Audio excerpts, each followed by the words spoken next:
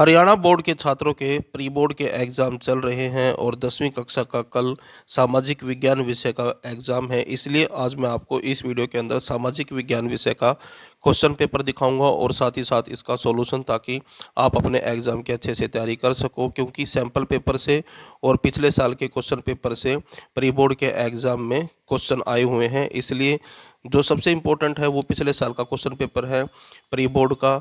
उसमें से देखा गया है कि बहुत से क्वेश्चन जो हैं इस साल प्री बोर्ड के एग्ज़ाम में पूछे गए हैं, और जो पिछले साल का प्री बोर्ड का क्वेश्चन पेपर है उसका कंप्लीट सॉल्यूशन मैंने अपने चैनल के ऊपर पहले ही अपलोड कर दिया था। लिंक मैं आपको डिस्क्रिप्शन में दे दूंगा, अगर आप उसको देखना चाहें तो देख सकते हैं। अब इस क्वेश्चन पेपर को देखते हैं। जैसा कि आप देख सकते हैं 10वीं कक्षा का है, सामाजिक विज्ञान विषय का है, 80 नंबर का पेपर आएगा, 3 घंटे का टाइम मिलेगा क्वेश्चन पेपर को सोल्व करने के लिए। अब इसके क्वेश्चन देखते हैं।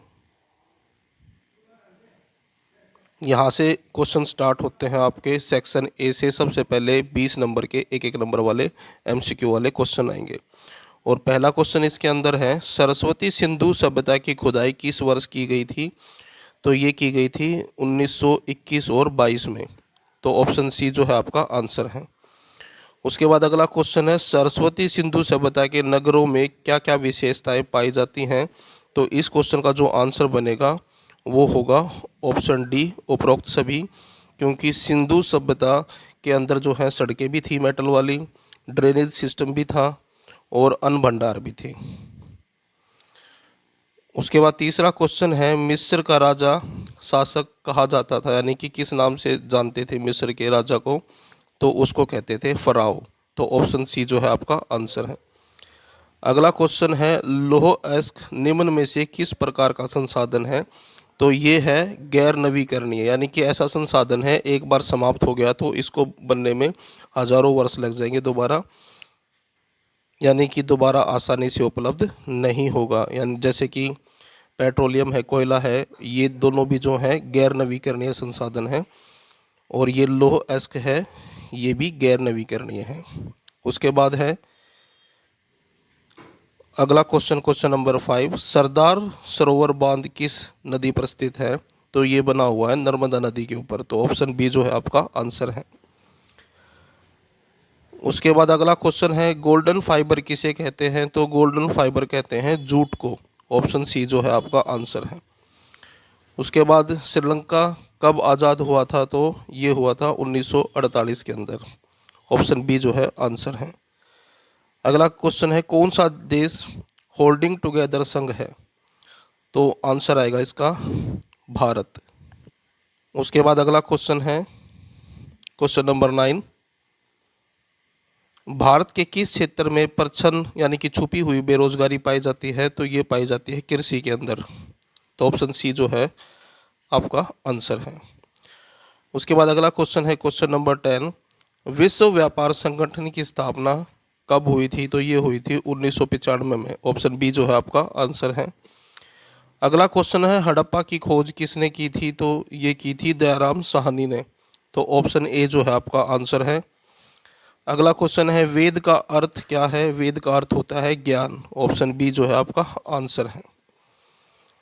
नेक्स्ट क्वेश्चन है, इस्लाम की स्थापना किसने की थी? तो इस्लाम की स्थापना की थी महमूद ने। ऑप्शन सी जो है आपका आंसर है। नेक्स्ट क्वेश्चन है, सामाजिक अंतर किस में अंतर के कारण उत्पन्न होता है? यानी कि समाज के अंदर जो अंतर उत्पन्न होता है उसका कारण क्या है? तो इसका आंसर आएगा ये सभी, जाति भी, धर्म भी और भाषा, इन सभी के कारण जो है समाज के अंदर अंतर उत्पन्न होता है। तो आंसर होगा ये सभी।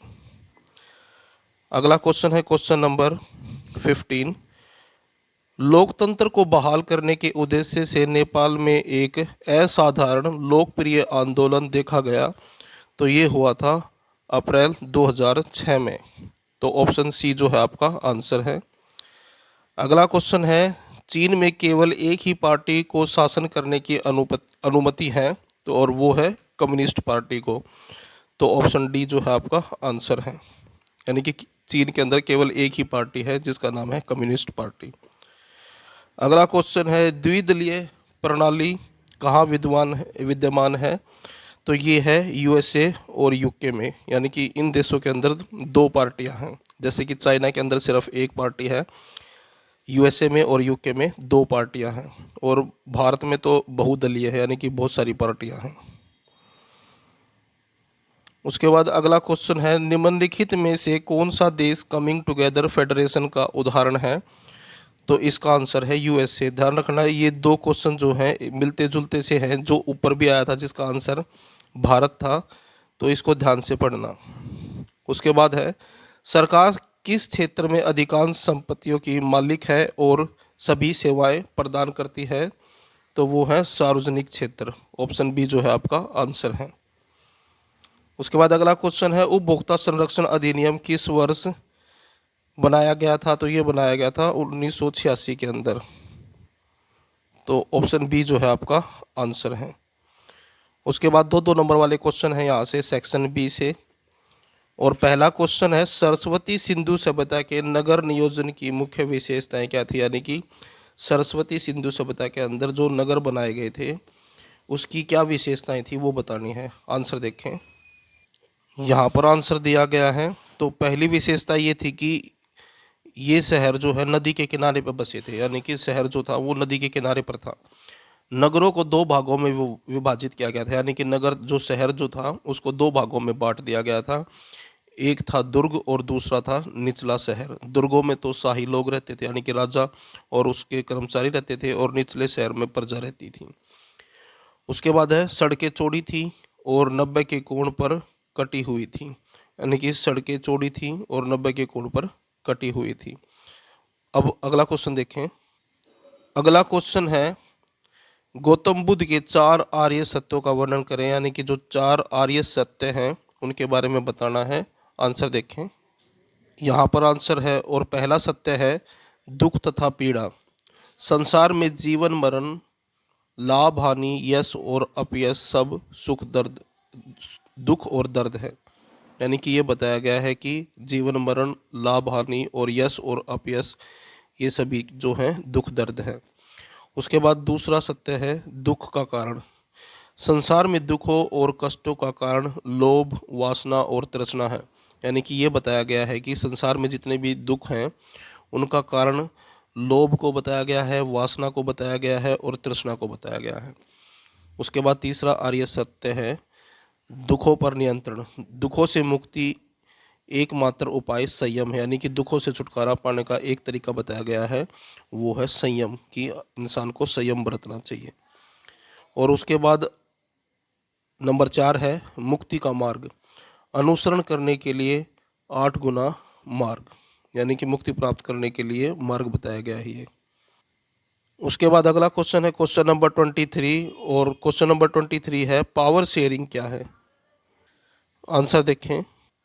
आंसर देखो, पहले ये समझ लीजिए पावर शेयरिंग होती क्या है। पावर का मतलब होता है शक्ति और शेयर करना मतलब बांटना, यानी कि शक्ति का बंटवारा। अब आंसर देखें। सत्ता के बंटवारे का अर्थ, यानी कि जो सत्ता है उसके बंटवारे का अर्थ जो है सरकार के अंगों विधायिका, कार्यपालिका और न्यायपालिका के बीच शक्ति का वितरण है। तो यहाँ जो पहली लाइन है, इस पहली की लाइन के अंदर ये बताया गया है सत्ता यानी कि शक्ति का जो बंटवारा किया गया है भारत के अंदर, वो है विधायिका के बीच में, कार्यपालिका और न्यायपालिका के बीच में। विधायिका का काम होता है कानून बनाना, यानी कि विधायिका का काम होता है कानून बनाना, कार्यपालिका का काम होता है कानून को लागू करवाना, और न्यायपालिका का काम होता है कानून को बनाए रखने का। उसके बाद है सत्ता की साझेदारी राजनीतिक व्यवस्था की स्थिरता प्राप्त करती है, यानी कि ये जो साझेदारी होती है इन तीनों के बीच में, ये जो बंटवारा होता है, इससे राजनीतिक व्यवस्था जो है उसको स्थिरता प्राप्त होती है, करने में मदद करती है। सत्ता साझाकरण में शक्ति को संघ, राज्य और स्थानीय जैसे विभिन्न स्तरों पर भी साझा किया जाता है, यानी कि इसके अलावा इन तीनों के अलावा जो सत्ता है उसको संघ के बीच में, राज्य के बीच में और स्थानीय जो सरकार है उसके बीच भी साझा किया जाता है, यानी कि उसके बीच भी बांटा जाता है, इनको भी अधिकार दिए जाते हैं।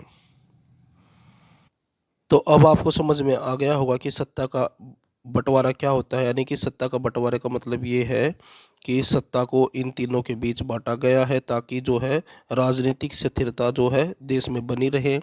और इसके अलावा जो है संघ और राज्य और स्थानीय जो सरकारें होती हैं उनको भी शक्तियां दी गई हैं। उसके बाद अगला क्वेश्चन देखें। अगला क्वेश्चन है क्वेश्चन नंबर 24। पहाड़ी क्षेत्रों में मृदा अपरदन को नियंत्रित करने के लिए क्या क्या कदम उठाए जा सकते हैं।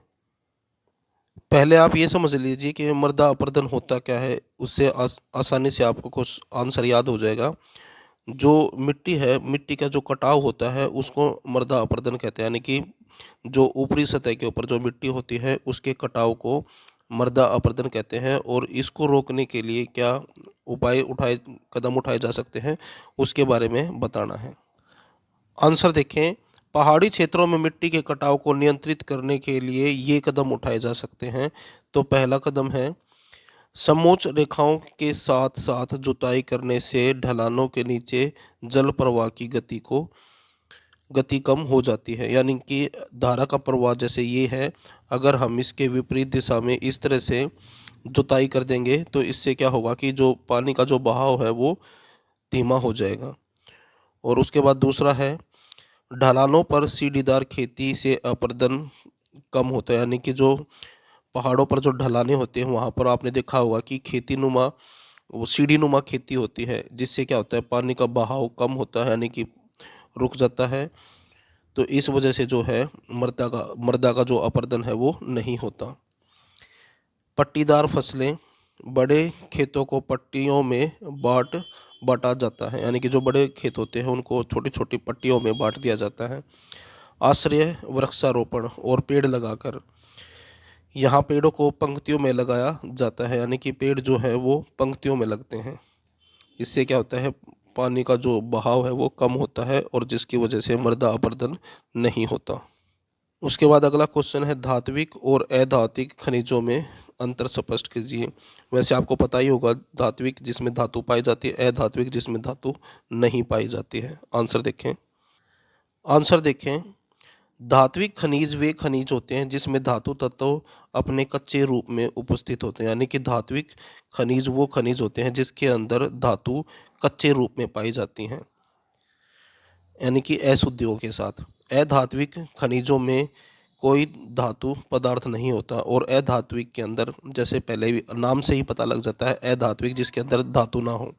खनिजों में कोई धातु पदार्थ नहीं होता, यानी कि इनमें कोई धातु नहीं होती।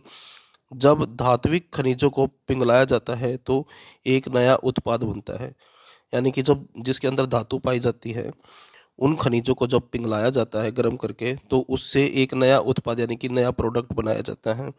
अधात्विक खनिजों के मामले में ऐसी प्रक्रिया के बाद कोई नया उत्पाद नहीं बनता, जबकि जो अधात्विक हैं इससे कोई भी नया उत्पाद नहीं बनता है। उसके बाद अगला क्वेश्चन है, वस्तु विनिमय प्रणाली क्या है। बहुत ही आसान है।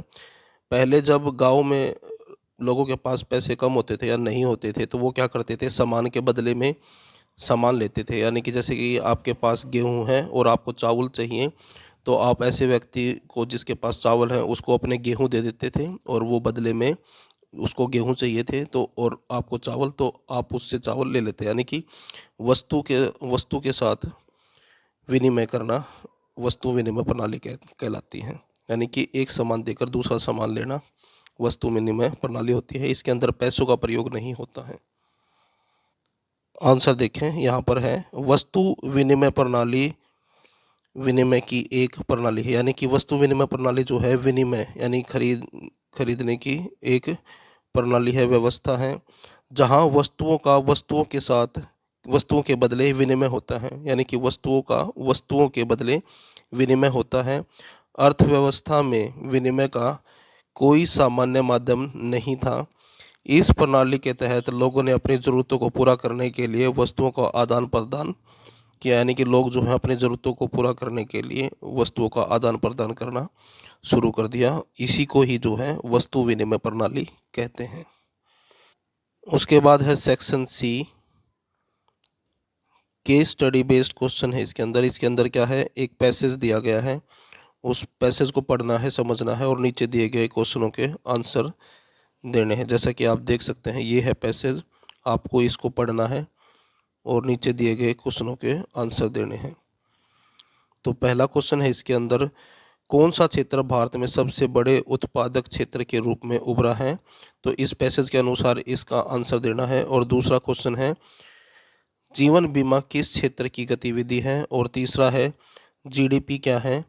और चौथा क्वेश्चन है, भारत में सकल घरेलू उत्पाद की गणना कौन करता है? आंसर देखें। तो पहले क्वेश्चन का आंसर था तृतीयक क्षेत्र, जिसको सेवा क्षेत्र भी कहा जाता है। तृतीयक क्षेत्र को सेवा क्षेत्र भी कहते हैं। दूसरे का आंसर भी यही था।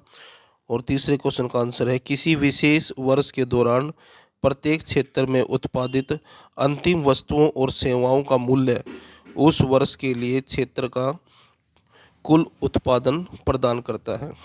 और अगले क्वेश्चन का आंसर था चौथे का, केंद्र सरकार मंत्रालय।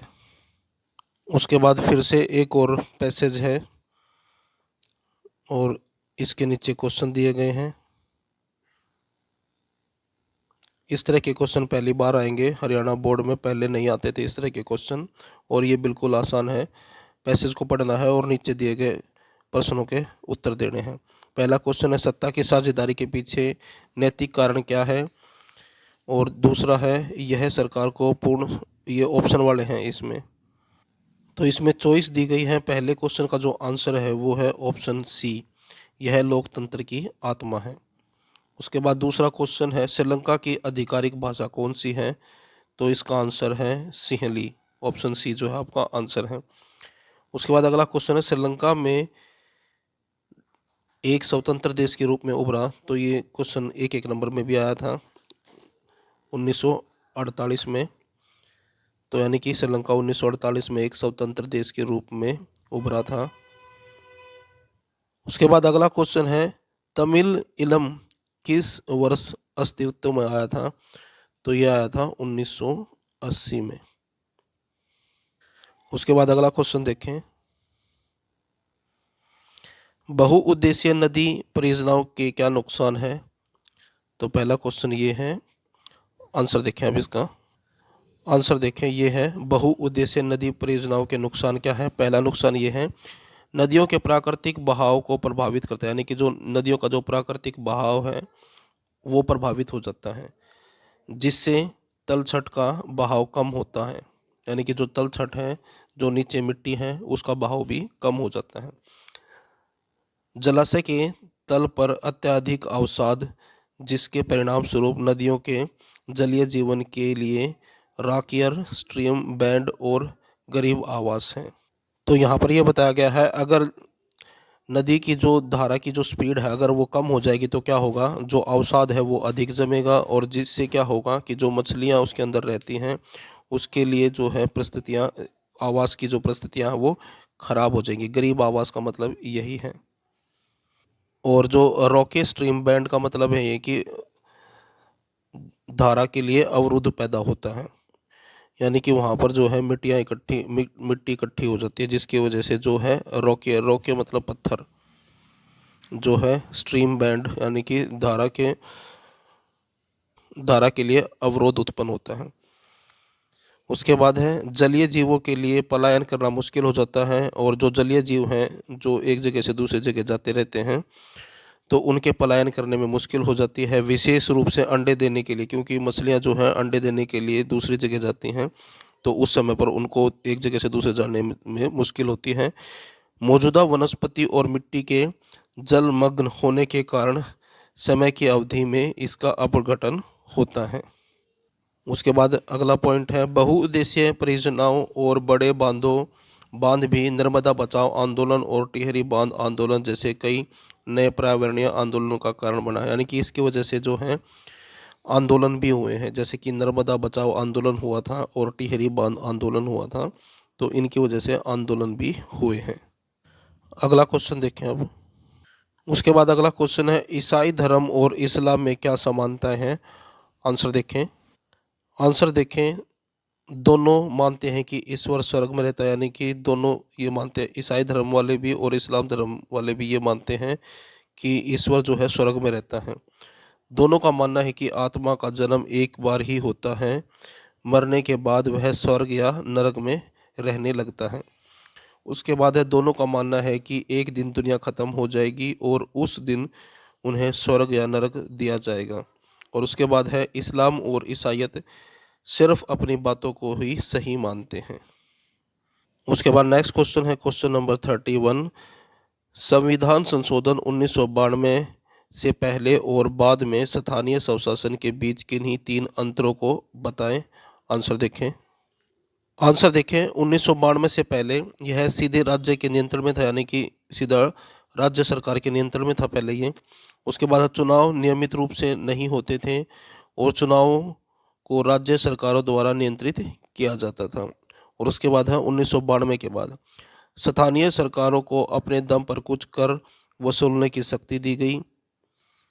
उसके बाद है हर 5 साल में नियमित चुनाव कराना अनिवार्य हो गया और कुल सीटों का 33% महिलाओं के लिए आरक्षित यानी कि रिजर्व हो गई रखा गया था। उसके बाद अगला क्वेश्चन है भारत से धन की निकासी से आप क्या समझते हैं। आंसर देखें।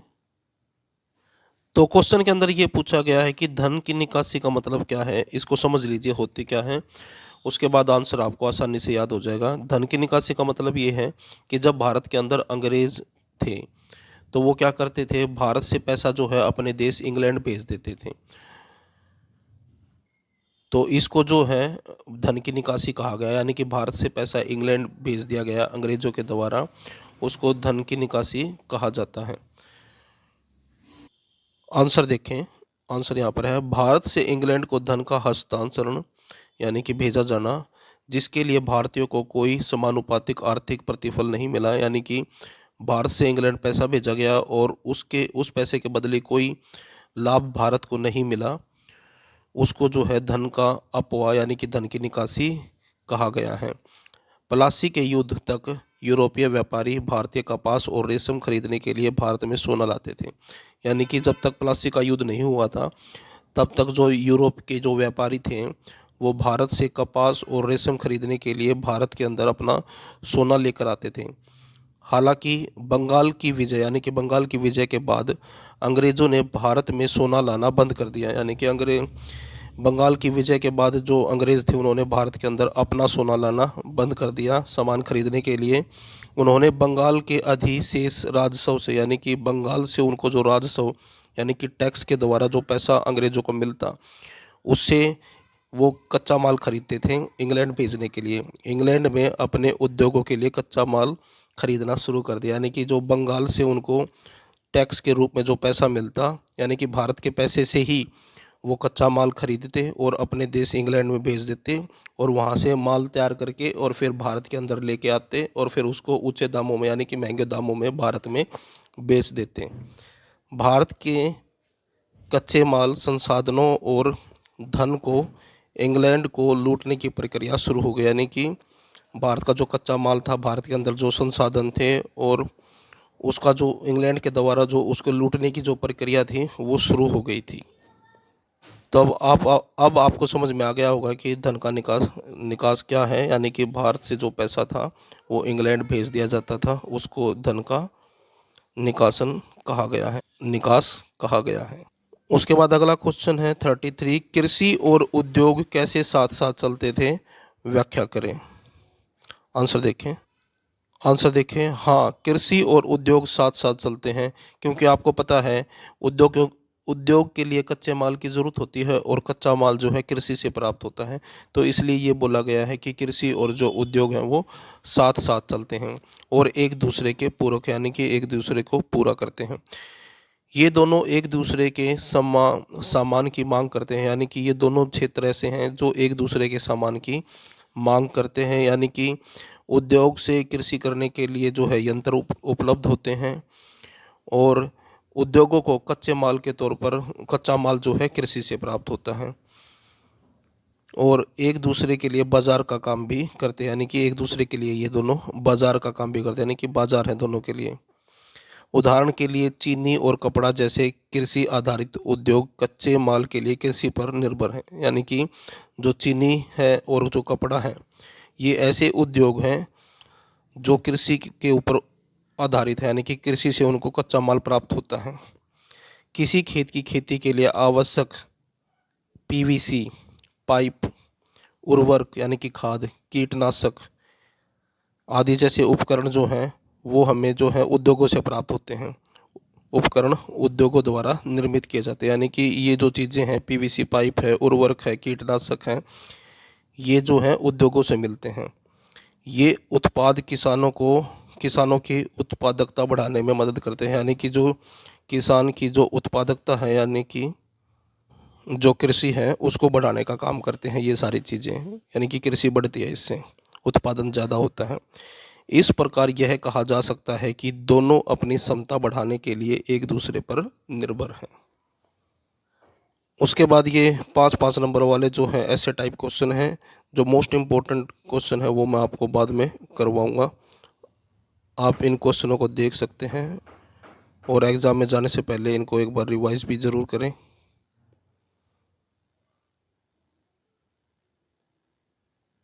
और उसके बाद है मैप। तो ये था 10वीं कक्षा का सामाजिक विज्ञान विषय का question paper with solution. Video अच्छी लगे तो लाइक करें, चैनल को सब्सक्राइब करके ऑल के बटन के ऊपर क्लिक कर लें ताकि जब नेक्स्ट वीडियो अपलोड हो तो उसका नोटिफिकेशन आपको मिल जाए।